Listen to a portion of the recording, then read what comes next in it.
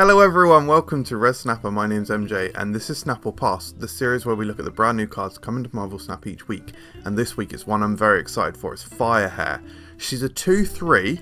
When one of your cards is destroyed, this uses that card's on reveal. In this video we're going to look at all of the synergies, counters, we'll give you some deck ideas, we'll talk about Spotlight Week. It's going to be a very fun time. You can skip to the section you want using the chapters below, or True Legends, watch the whole thing. That's what you are, you're True Legends. So, Firehair. I'm bloody excited for this one. I'm not revealing my final, verdict, whether it's Snap or Pass this early, by saying that I'm giddy with excitement, no. But let's talk about the Spotlight Week that she's in first of all. She's alongside Cassandra Nova and Nico Minoru. This week is frickin' fantastic. This is Cassandra Nova's first week in Spotlight Caches since she debuted in Deadpool's Diner, I think. It is, right? Correct me in the comments if I'm wrong. I'm sure it's her first time out. And Nico Minoru, it's not her first time out or anything, but she is one of the best one-drops in the game. She might even just be the single best one-drop. So overall, this week is really, really, really strong. If you're a newer collection player, or is that a thing? Newer collection player? If you're a newer player or a lower collection level player, this is like a fantastic week to go in for. So overall, really strong. And another awesome Alex Hawley variant here, which is just, if you'll allow me to say, it's straight fire. Yeah, depressed on the inside. No, not, that's a joke. And before we talk about the mechanics, you should certainly subscribe to the channel. There's still loads of you that aren't subscribed, and it would really help out the channel if my numbers grow, and the support is good. So yeah, the support is good. Anyway, right, which archetypes is Firehair going to fit into? I think there'll be a specific kind of destroy deck where she might work well. We're not really going to talk about destroy specifically that much in this video, but I think there are some opportunities. Buffs, space savers, these kinds of decks where you generate tons of value by playing cards like Shanna and Baron Zemo and then destroying them via things like Venom, so you're consolidating that power, and then Firehair pushes that archetype even further, so that's really good. Thanos, the kind of Thanos destroy deck. Imagine playing out all these stones and then carnaging even just a couple of them. The card draw that is going to generate is crazy. Phoenix Force, this is a brand new opportunity for Phoenix Force. In the past, Phoenix Force has really only seen success alongside like Nimrod and move cards like Multiple Man and Human Torch. I think there might be a better opportunity for Phoenix Force now to make her more of a broad card. On reveal, of course, and Mill, probably Firehair's best archetype. We saved it till last. And oh my god, look at all these different colours. This is a nice smorgasbord of archetypes that Firehair may fit into, or at least can be teched into perhaps with a little bit of support. So she unlocks a new type of deck and a new way to use destroy cards. In the past, destroy cards can be useful for things like, outside of a destroy deck, a traditional destroy deck anyway, generating that value via Bucky Barnes, via Uncle Ben. Maybe now you can slot in some cool on-reveal effects into those styles of decks, so you get different benefits from destroying cards. It could be very interesting. She triggers every time one of your cards is destroyed, and it doesn't matter if it's by you or your opponent. So if you have got that spicy Black Panther out, they might be planning like a Shang-Chi. Imagine if you play out the Firehair. Hey, yeah, sure, you lose the 10 power from Black Panther, but you gain 3 power on Firehair. That's good, isn't it? Well, maybe not, but we will talk about Black Panther though. And because destroy cards can be cheap, for example Carnage, it's a cheap way to re-trigger multiple effects at one time. This same goes for Killmonger as well, right? You can destroy multiple cards at once, even using something like a Carnage. You can stack a location with like 3 1-cost cards. It could be Hood, Iceman, Korg. Destroying them, you gain the power from the Carnage anyway, or you sort of sideways, I guess you gain space more than power in a way. But then you duplicate all of those. Actually, no, you do gain power in that specific example because of the Hood. And then you generate all that extra value with Firehair. Very interesting indeed. So the pros.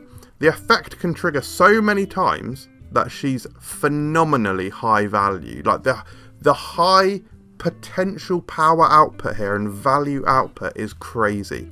Really, really nice. There will be wild new combos possible, including Nico, Black Panther. So yeah, think about the Nico double power effect. So that is almost like, that's almost just worth holding on to with the Nico. Like, sorry, what I mean to say, was not clear whatsoever. It's almost worth holding on to your Nico until you get that double effect. Yeah, of course, you're only targeting Firehair with that. But if you think about playing the Nico down, you can then play cards like Ironheart. Ironheart sticks 2 power onto Firehair. Firehair is now a 5. And then when you eventually destroy those, like the Ironheart and the Nico in that location, you get both procs. So Firehair goes to 10, and then maybe she'll go to 12 because Ironheart hits her again. This stuff sort of snowballs. There's some combos which really snowball, so yeah, that's very cool. And some of the potential synergies can conceal your final power output. Your opponent might not know what you could possibly be cooking. I mean, you might not even destroy anything the entire game, right? And then you do some crazy stuff on the final turn. A final turn could be as weird and kooky as, I don't know, just, I had no example to, yeah, that is like being in an American baseball stadium. The eyes dart on you. I don't know what this accent is. The eyes dart on you and the music starts to build. And they say, this guy will hit the longest home run of his life. And the player steps up to the plate. And they haven't got a fucking bat. They've got a cucumber in a hand. Don't know what they were doing in that. Gods needs to be played earlier to maximise the output. Like sorta. Like I said a minute ago, you can play it late. Even if you like start playing like Firehair on turn 4, 5, you can actually still get the value out of her. So I don't know. Maybe not, honestly. Like, consider turn 5, Firehair, and then like a Shanna. Your turn 6 could be like Carnage on the Shanna location, which like, or like Venom on the Shanna location or whatever. Basically fills everywhere, and then I don't know, or actually it could be Carnage and then Kazar. Like the potential is so wild. I know I just said that there's a con, but I kind of like added an addendum onto the con to say like yeah, like sort of, but like not really, because I couldn't actually think of that many cons. Like she just does stuff, right? But she does fit in a very specific type of deck. She needs support. Like, you know, you need ways to destroy cards. So she doesn't do anything just alone. You do need this little package of cards with her, whether it's Carnage, Venom, Killmonger, some select few cards, you know. So, but some of those cards like Killmonger, like Lady Deathstrike, they are offensive as well as defensive. Is that kind of the words to use in that situation? Alright, let's talk about locations. The good locations include Karmartage. Yes, it will, I admit, it will feel weird playing a card which doesn't actually have an on-reveal effect on Karmartage and then be able to get the benefit out of it. But remember that Firehair will be triggering on-reveal effects. So I would certainly have to assume that she works with Karmartage. You would have to assume she works with Wong, right? Bar Sinister, extremely nice. You play all of the Firehairs in there. If you can do those weird combos that we talked about, like the Ironheart. I mean, even just Ironheart into Carnage, right, is like good in that situation. Like, that is a huge amount of power output that you're doing. So yeah, we like that a lot. And think about this as well, right? It's like, if you think about just playing Ironheart into Bar Sinister, you're like virtually giving up that location because you've got 0 in there, and your potential highest power in that location is like 6, 7, 8, 9, 10, 11, 12. I think like 12. Like, that's the highest you can reach with the Ironhearts, and that's if basically all of your Ironhearts trigger go on that location. If you just play the Firehair in there, do the Ironheart elsewhere, and then destroy Ironheart, you're not automatically conceding that Bar Sinister location. So, and that's literally just with the example of Ironheart. You could destroy something like White Tiger, for example. So it does, you know, the potential is there. Altar of Death. This is really cool because you don't need any trigger to destroy them. You're getting the triggers and you're also getting the +2 energy. The question is whether you have enough resources to play those, to spend that energy on. Possibly not.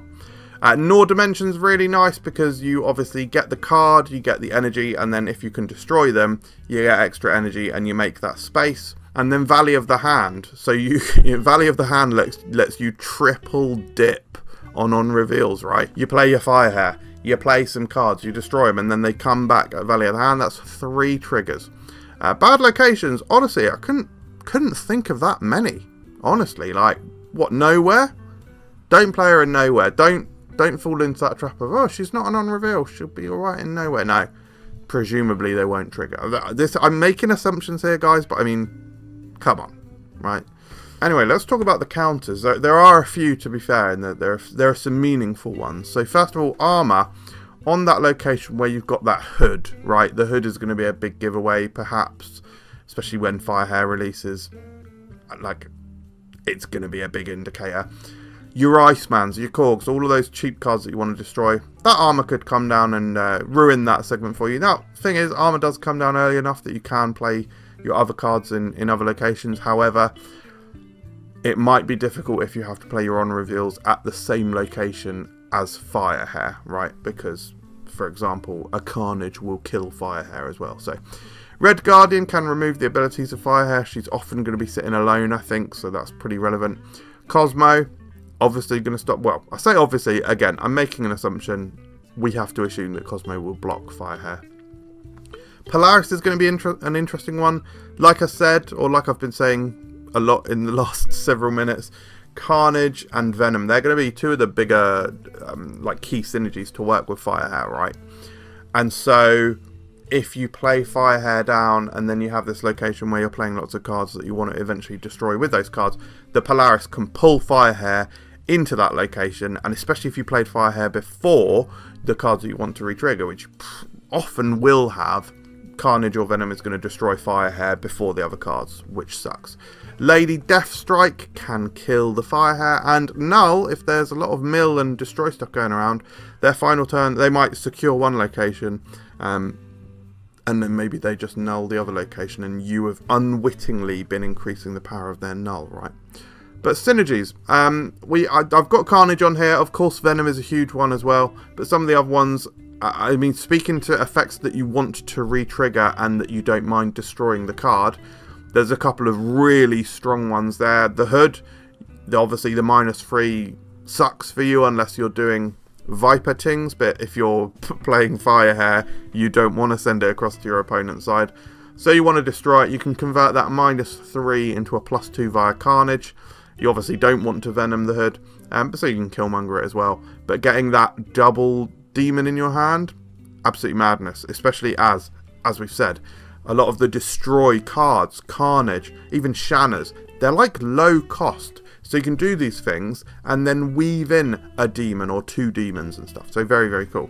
Killmonger, the ability to destroy so many cards at once and re-trigger so many on-reveal effects at once. Honestly, Shanna. I'm so intrigued to see Shanna alongside Firehair, because you can Killmonger on turn 4.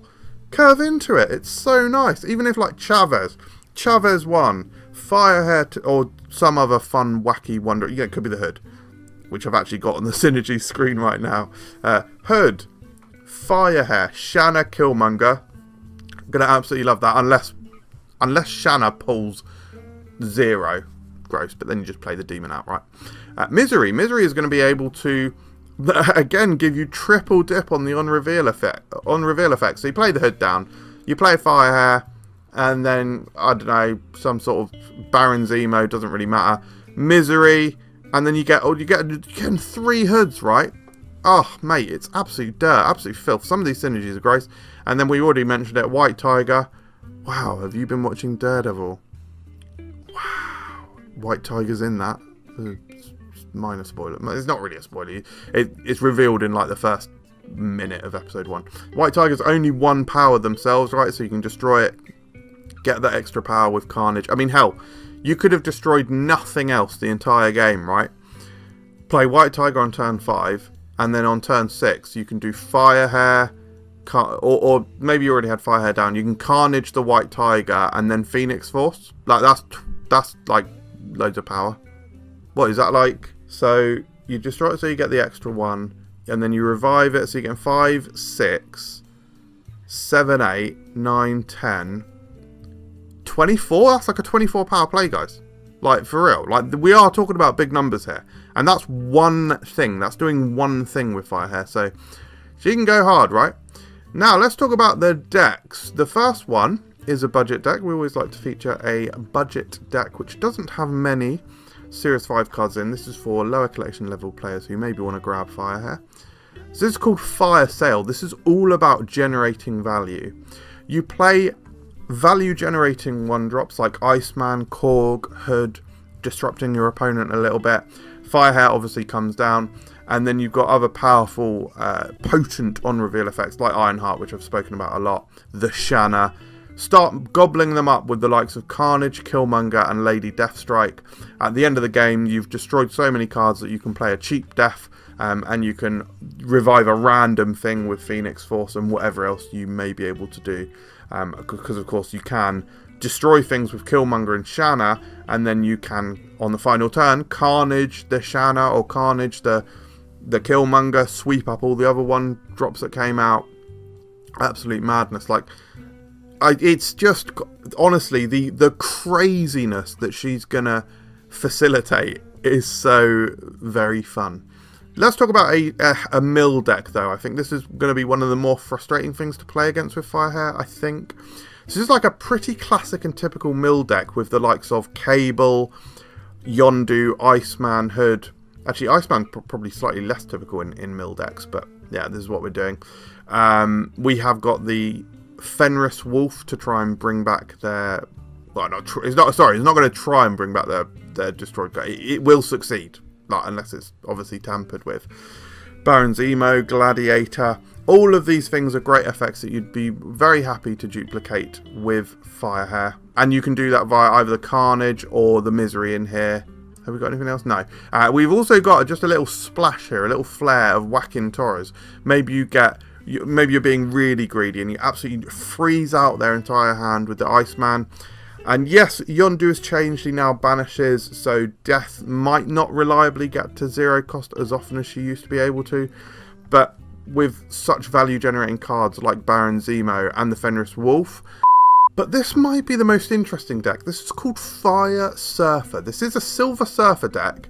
And yeah, you might see we're actually not playing Killmonger in here, which might seem crazy, but, okay, bear with me, okay? We have got America Chavez, Nico Minoru. These are 2 really key early turn plays that we can get down and that we're pretty happy to Venom later on, or Misery later on. We've got Okoye to buff the stuff in our deck. We've got some cards that... we've also got Nakia as well. We've got cards in this deck which, over and above, benefit from being buffed. So Brood, Sebastian Shaw, those are the key targets that we want to hit with these buffs. We have also got Gwenpool, so one of your curves can look like a Firehair on 2. Maybe you played like the Chavez on 1 or whatever. Nakia on 3, Gwenpool on 4, and then you destroy that location with the Venom on turn 5. You're killing the Gwenpool, the Nakia, the Chavez, whatever, right? Duplicating all of these effects in one go is so strong, and then you can, on the final turn, Brood and Surfer, or Brood and Shaw. Maybe that's just good enough because Brood picked up a couple, so they're coming down as like a 16, 20 power play. Maybe Shaw picked up so many that he's now like a 15 power play himself, so that's one thing you can do. But this deck has got a lot of lines. You can go down a slightly more traditional Silver Surfer line, and lead up to a final turn. You've already played down the Brood, for example. Maybe you're in a situation where you play your Firehair a little later and she's got a few buffs herself, like maybe she picked up one of the buffs from Gwenpool, for example, and you play Firehair on turn 5. She's a 5. Maybe your final turn could be something like Silver Surfer and then destroying your Brood with Venom. So you get all of the benefits from buffing the Broods. You then destroy and soak up all of that power with Venom, so you don't lose anything. You gain all of that power still, but then your Firehair copies Brood's ability, triplicating her potential 5 power now, and then you Silver Surfer everything else as well. Really interesting. This could be a very fun one. I said it earlier, but just to reiterate, we are on the road to more than 1 subscriber, guys. So yeah, please do subscribe. Please do like the video as well. That really helps me out. And commenting as well. I like chatting with you guys, and it all of that engagement and stuff helps the channel and the video. So the star ratings for Firehair, I think she is 4 stars overall. I think she's very strong, very high potential power output. Yes, she needs a little bit of support, but what she can do is so strong. There are decks that exist where you're already destroying cards. You're already destroying cards to re-trigger their on reveal with Misery. So she fits so well alongside those cards, right? Yeah, it just seems very good. From a fun perspective, yeah, it is fun to destroy cards, and I think it's going to feel extremely fun to re-trigger them via Firehair. Within the archetype, so for Mill, she's 4 stars. She's really strong for Mill. Mill was already strong, so I don't think she's like a mandatory requirement or anything, because you probably do need to fractionally tweak the decks, but she still fits in very well. And from a competitive point of view, I think she'll be 4 stars. I think if any card this month needs a nerf, I think it's going to be her.